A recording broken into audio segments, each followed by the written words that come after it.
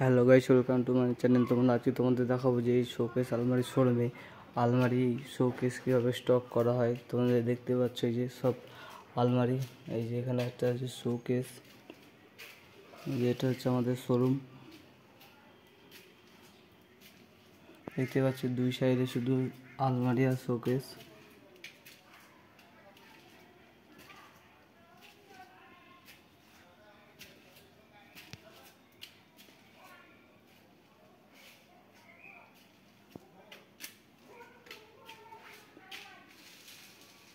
আর এই যে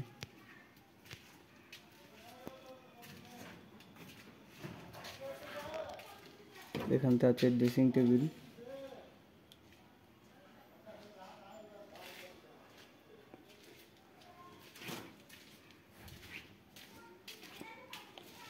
এই যে এটা হচ্ছে ছোট মিনি শোকেস। আর যে এইদিকে আছে আনলা, ঘাস বোর্ডের আনলা।